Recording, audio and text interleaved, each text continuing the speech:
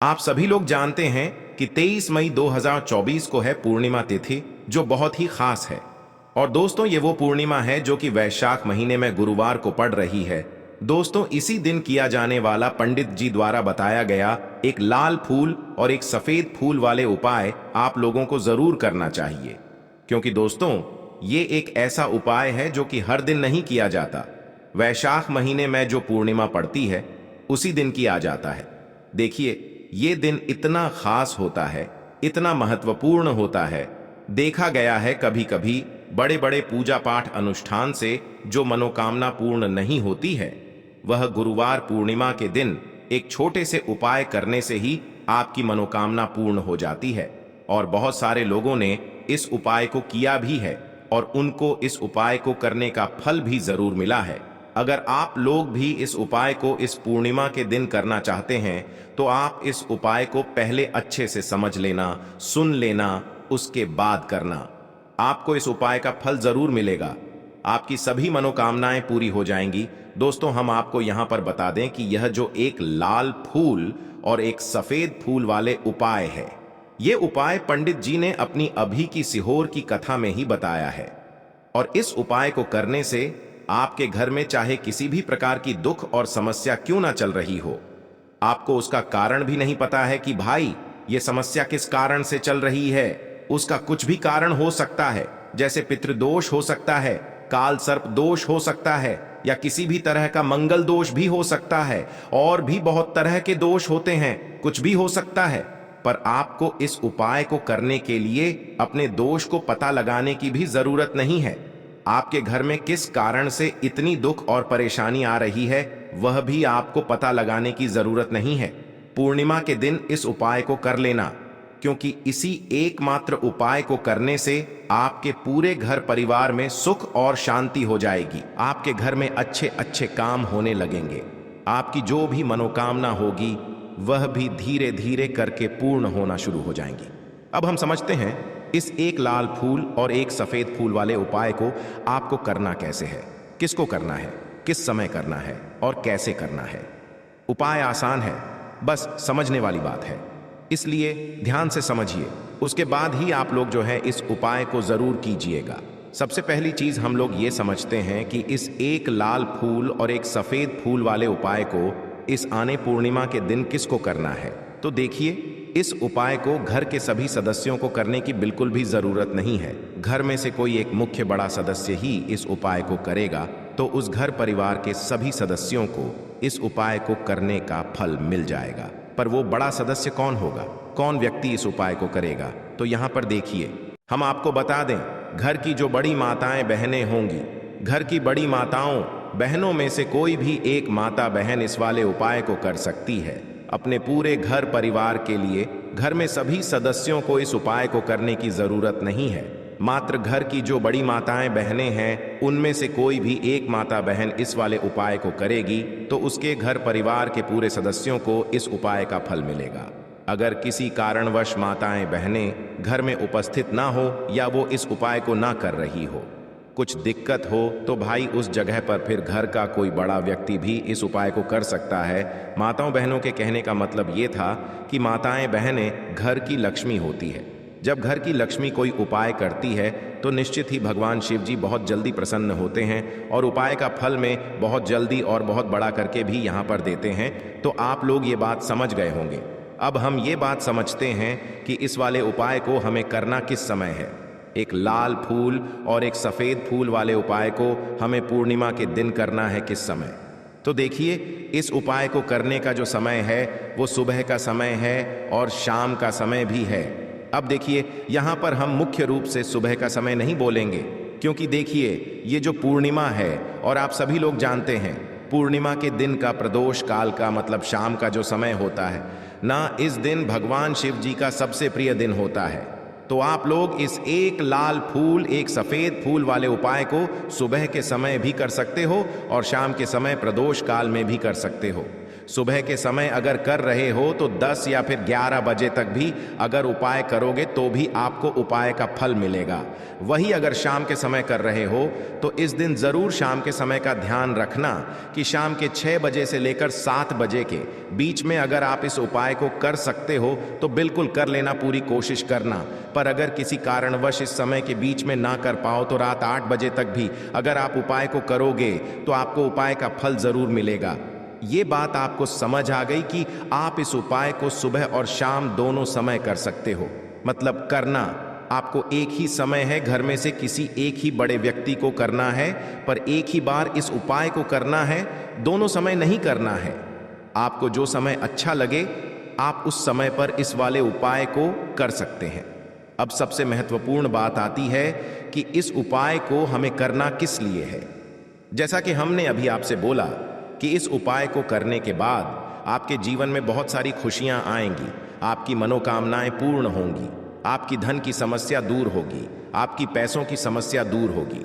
अब देखिए, अगर आप लोग सोच रहे हो कि भाई हमें घर बनाना है पर घर बनाने के लिए पैसा नहीं है, हमें गाड़ी लेना है पर गाड़ी लेने के लिए पैसा नहीं है, हमें ज़मीन लेना है पर ज़मीन लेने के लिए पैसों की कमी पड़ रही है, अगर ऐसी ही दिक्कत, परेशानी या किसी भी तरह की धन से जुड़ी हुई समस्या या पैसों से जुड़ी हुई समस्या अगर आपके जीवन में चल रही है तो निश्चित ही यह पूर्णिमा आपके जीवन में बहुत सारे फल ला कर दे सकता है।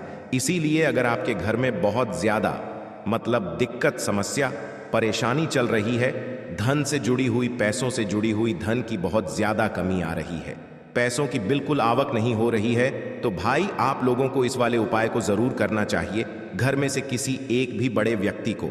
अब इस उपाय में करना क्या है वो सबसे पहले हम लोग जान लेते हैं।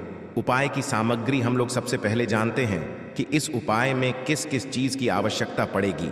तो देखिए, उपाय का नाम तो एक लाल फूल और एक सफेद फूल वाला उपाय है, पर इस उपाय में कुल मिलाकर 4 सामग्री हमें लगने वाली है, जो कि पंडित जी ने खुद सीहोर वाली कथा में बताया है। और जो हम आपको उपाय बताते हैं वो पंडित जी द्वारा बताए गए होते हैं, बताते हैं, अलग से कुछ भी नहीं बताते हैं। तो यहाँ पर हम लोग समझते हैं कि इस उपाय की सामग्री क्या है। तो देखो, उपाय की जो सामग्री है वो 4 सामग्री है, जिसमें से सबसे पहली सामग्री है एक बेल पत्र। क्या एक बेल पत्र क्या होती है? बेल पत्र जो शिव की शिवलिंग पर चढ़ती है। दूसरी चीज है एक शमी पत्र। शमी पत्र वो जो शिवलिंग पर ही चढ़ता है। तीसरी चीज है दोस्तों एक लाल फूल, जो उपाय का नाम है। तो एक यहाँ पर आपको लाल फूल लेना है। अब ये लाल फूल कौन सा लेना है? देखो, शिवलिंग के ऊपर जो लाल फूल चढ़ता हो उनमें से कोई भी एक लाल फूल पसंद कर लेना और वो कहीं से तोड़कर या कहीं से खरीद कर लेकर आना और उस लाल फूल को उपाय में प्रयोग में लेना।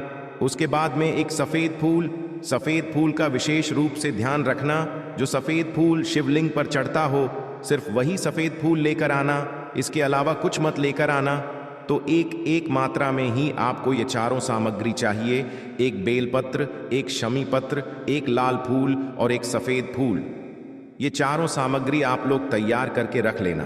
पूर्णिमा के दिन, प्रदोष काल में या सुबह के समय जब भी आप इस उपाय को कर रहे हैं, जैसे ही आपके उपाय की सामग्री तैयार हो जाती है तो क्या हम सीधा उपाय को करने के लिए इन 4 सामग्री को लेकर उपाय करने के लिए जा सकते हैं? नहीं, तो यहाँ पर आपको इस बात का ध्यान रखना है कि हम भगवान शिव जी को प्रसन्न करने के लिए तो जा रहे हैं, हम अपनी मनोकामना को पूर्ण करवाने के लिए तो जा रहे हैं, पर हमें ये दर्शा बिल्कुल भी नहीं है कि हम सिर्फ अपने फायदे के लिए भगवान शिव जी के मंदिर में आए हैं। इसीलिए हम इस उपाय को करने के साथ साथ में भगवान शिव जी की पूजन अर्चना के लिए कुछ सामग्री भी जरूर लेकर जाएंगे। जैसे कि सुबह के समय अगर आप उपाय को कर रहे हो, इस एक लाल फूल और एक सफेद फूल वाले उपाय को, तो भाई सुबह के समय आपको एक लोटा जल लेकर जाना है। जो लोग प्रतिदिन शिव जी के मंदिर जाते हैं, पूजन अर्चना करते हैं, जल चढ़ाते हैं, फूल बेल पत्र सब कुछ चढ़ाते हैं, भाई वो अपनी पूजन अर्चना वैसी की वैसी ही करना। बाकी जो सिर्फ उपाय को करने के लिए जा रहा है, जो कुछ भी लेकर नहीं जा रहा है, उसे कम 1 लोटा जल अपने घर से जरूर भरकर लेकर जाना अगर आप उपाय को कर रहे हो, है ना? क्योंकि इस वाले उपाय को आप भगवान शिव जी की पूजन अर्चना करने के बाद ही करना। वही अगर बात करें शाम के समय की, अगर कोई व्यक्ति शाम के समय प्रदोष काल में इस वाले उपाय को कर रहा है तो भाई आपको मात्र एक घी का दीपक तैयार करना है। ये बात हम हमेशा बोलते हैं। शाम के समय प्रदोष काल में कोई कर रहे हो ना तो दीपक का विशेष महत्व होता है। और पूर्णिमा के दिन का प्रदोष काल में जो भी व्यक्ति दीपक जलाता है ना भगवान शिव जी के मंदिर में, भाई उसके जीवन से सारी दुख और परेशानियां भी दूर होती हैं। तो भाई इस दिन दीपक का विशेष रूप से ध्यान रखना आप लोग, अगर आप इस उपाय को शाम के समय प्रदोष काल में कर रहे हो, है ना। ये जो दीपक आप लोग लोगे, ये आटे का लोगे। जो आटा आप गूंद दोगे उसके अंदर कुछ भी मत डालना, मात्र सादा आटा लगाकर उसे तैयार कर लेना और एक मीडियम साइज का दीपक तैयार कर लेना। वो दीपक ना ज्यादा छोटा हो ना ज्यादा बड़ा हो, है ना। उसके बाद में दीपक आपका तैयार हो जाए तो इसके अंदर जो बत्ती रखोगे वो गोल बत्ती रखोगे। देखो गोल बत्ती भी दो तरह की होगी, एक बाजार की और एक घर वाली।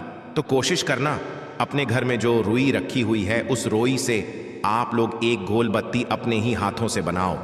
उपाय का फल अच्छा मिलता है, भगवान शिव जी जल्दी प्रसन्न होते हैं। जब हम किसी भी उपाय को अपने हाथों से परिश्रम करके तैयार करते हैं तो आपको उस दीपक के अंदर एक गोल बत्ती रख देनी है। इसके अंदर जो चीज़ आप लोग डालोगे वो डालोगे शुद्ध देसी गाय का घी। इस बात का विशेष रूप से ध्यान रखना, शुद्ध देसी गाय का घी ही डालना है, तेल वगैरह नहीं। आज के दिन तो मतलब इस दिन मत डालना, पूर्णिमा के दिन, क्योंकि भगवान शिव जी का सबसे प्रिय दिन और प्रिय समय पर हम लोग इस वाले उपाय को कर रहे हैं। तो थोड़ा सा शुद्ध देसी गाय का घी इतना डालना कि वो दीपक कुछ समय तक चल सके। ना बाजार वाला मिलावटी घी डालना, ना भैंस का घी डालना, शुद्ध देसी गाय का घी। आपको ढूंढने में थोड़ी मतलब मेहनत लगेगी और महंगा भी मिलेगा, पर इसी मतलब घी से भगवान शिव जी प्रसन्न होते हैं और उसी शुद्ध देशी गाय की घी से घर में बरकत भी बनी रहती है और हमारे घर में सुख शांति भी बनी रहती है। इसलिए इस शुद्ध देशी गाय का की घी को अपने घर में हमेशा रखा करो। वो भगवान शश जी के कार्यों में भी उपयोग में आता है और उपायों में भी हम लोग प्रयोग कर सकते हैं। तो यहाँ पर आपकी सारी तैयारियां हो चुकी हैं। उपाय को करते समय शुद्धता का विशेष रूप से ध्यान रखिएगा। सुबह कर रहे हो तो भाई सुबह तो आपको स्नान करना ही करना है, बाकी शाम को कर रहे हो तो शाम को मात्र हाथ मुंह धोकर भी आप लोग इस वाले उपाय को कर सकते हो। कोई दिक्कत वाली बात नहीं है भाई। उपाय की पूरी सामग्री तैयार करके और पूजन सामग्री लेकर आपको भगवान शिव जी के मंदिर पहुंचना है, जो आपके घर के पास में हो, जहां पर शिवलिंग विराजित हो, शिवालय हो, वहां पर आप लोगों को पहुंचना है। और जैसे ही आप भगवान शिव जी के मंदिर में पहुंचते हो, वहां जाकर ही उपाय शुरू नहीं करना है। पहले आपको भगवान शिव जी की पूजन अर्चना करना है। पूजन अर्चना कैसे करोगे? सुबह के समय गए हो तो एक लोटा जल वगैरह जो भी पूजन सामग्री लेकर गए हो, उससे पहले पूजन सामग्री आप लोग मतलब पूजन भगवान शिव जी की कर लो। जो व्यक्ति सिर्फ एक लोटा जल लेकर गए हैं वो शिव जी की शिवलिंग पर मात्र एक लोटा जल एक धारा से धीरे धीरे करके चढ़ा लो, है ना। अपनी पूजन अर्चना आप लोग जो है पूरी कर लो पहले। उसी के बाद अगर आप शाम के समय कर रहे हो तो पहले जाकर बैठना है। भगवान शिव जी के शिवलिंग के पास में आप जो दीपक तैयार करके लेकर आए हो उस दीपक को पहले जलाना है। ये जो दीपक आप लोग जलाओगे ना, ये किसी और की माचिस से मत जलाना, अपनी ही माचिस अपने ही घर से लेकर आना और इस दीपक को अपने ही माचिस से जलाना। अगर आपने मंदिर की माचिस या किसी और की माचिस ले ली, इस उपाय को करने में इस उपाय का फल उस व्यक्ति को भी थोड़ा बहुत मिल जाएगा। इस बात का ध्यान रखना। अपने घर से अपनी ही माचिस लेकर जाना और इस दीपक को जलाना। दीपक को जलाने के बाद भगवान शिव जी की शिवलिंग के पास में रख देना। शिवलिंग के इतना पास में मत रखना कि भगवान शिव जी को आंच लगे, थोड़ी सी दूरी बनाकर ही जो है इस दीपक को शिवलिंग के पास में आप लोग रख दीजिएगा। अब जैसे ही आपकी पूजन अर्चना हो जाती है, भगवान शिव जी के शिवलिंग के सामने या आसपास कहीं पर भी बैठ जाइए उपाय को करने के लिए। और उपाय को करने से पहले आप लोग अपनी वह चारों पूजन सामग्री निकाल लीजिए। उपाय की जो सामग्री है वो निकाल लीजिए और भगवान शिव जी के शिवलिंग के ऊपर एक माता अशोक सुंदर जी का स्थान देख लीजिए।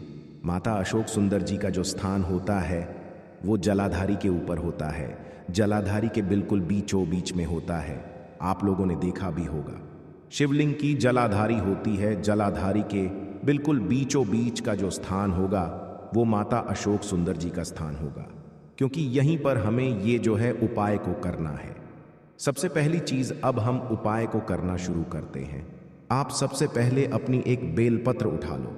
एक बेलपत्र को आपको माता अशोक सुंदरी जी वाले स्थान पर सबसे पहले समर्पित करना है। बेलपत्र की डंडी का मुख होगा जलाधारी की तरफ, जहां से जल बहता है और नीचे गिरता है, और बीच वाली बड़ी पत्ती का मुख मतलब शिवलिंग की तरफ होगा। इस तरीके से आपको इस बेलपत्र को माता अशोक सुंदरी जी वाले स्थान पर समर्पित कर देना है। उसके बाद में अपनी एक शमी पत्र उठा लो जो आप उपाय के लिए लेकर आए हुए हो। शमी पत्र को उठाकर शमी पत्र की भी जो डंडी का भाग होगा वो जलाधारी की तरफ करके, जहां से जल बहता है नीचे गिरता है उस तरफ करके, और पत्ती वाला भाग शिवलिंग की तरफ करके इस शमी पत्र को भी उस बेल पत्र के ऊपर आपको समर्पित कर देना है। समर्पित करने के बाद अब आप ले लो अपना एक लाल फूल जो आप उपाय को करने के लिए लेकर आए हुए हो। इस लाल फूल का जो खिला हुआ भाग होगा, चाहे वो गुलाब का फूल हो, चाहे कोई सा फूल जो शिवलिंग पर चढ़ता हो भाई, उस फूल का जो खिला हुआ भाग होगा वो शिवलिंग की तरफ होगा। बाकी जो पीछे का भाग होगा फूल का वो जलाधारी की तरफ, जहां से जल बहता है नीचे गिरता है उस तरफ होगा। और आखिरी में आपका जो एक सफेद फूल बचा हुआ है ना, इस सफेद फूल को भी आपको लेना है, और सफेद फूल का जो खिला हुआ भाग होगा वो शिवलिंग की तरफ होगा, जहां पर शिवलिंग रखा हुआ है उस तरफ होगा, और डंडी का भाग जलाधारी के पीछे की तरफ हो जाएगा, मतलब जो जहां से जल बहता है और नीचे गिरता है। जब आप लोग एक बेलपत्र, एक शमी पत्र और एक लाल फूल, एक सफेद फूल चढ़ा रहे हो, तो उस समय आप लोगों को कांता भगवान या कांता चक्र का नाम लेते हुए ही जो है इस उपाय को करना है, और भगवान शिव जी और नारायण जी का स्मरण करते हुए ही जो है इस उपाय को आपको करना है। तो जब भी आप एक बेलपत्र, एक शमी पत्र, एक लाल फूल और एक सफेद फूल चढ़ा रहे हो, तो या तो आप कांता चक्र का नाम ले लेना या कांता भगवान का नाम लेते हुए जो है इन सभी सामग्रियों को माता अशोक सुंदरी जी वाले स्थान पर आप लोग समर्पित करते जाना, और शिव और नारायण जी का नाम भी साथ साथ में लेते जाना। और जैसे ही आप लोग ये उपाय पूरा कर लेते हो, चारों सामग्रियों समर्पित कर देते हो, उसके बाद में भगवान से वही के वही बैठे बैठे हाथ जोड़ के प्रार्थना करना, आपकी मनोकामना हो, धन से जुड़ी हुई, पैसों से जुड़ी हुई, घर में माता लक्ष्मी जी की कमी हो रही है, जो भी दुख और समस्या परेशानी चल रही हो, आपको अपनी वह दुख और परेशानी जो है भगवान शिव जी से उपाय को पूरा करने के बाद वहीं पर पास में बैठकर बोल देना है, हाथ जोड़ के आंखें बंद करके अपनी परेशानी और श्री शिवाय नमस्तुभ्यं का जाप करना है। दोस्तों, आज हमने इस वीडियो में कुछ उपाय बताए हैं जो आपको अवश्य करने हैं। अगर आपको ये वीडियो पसंद आए तो हमारे इस चैनल को सब्सक्राइब जरूर करें। हर हर महादेव, ओम नमः शिवाय।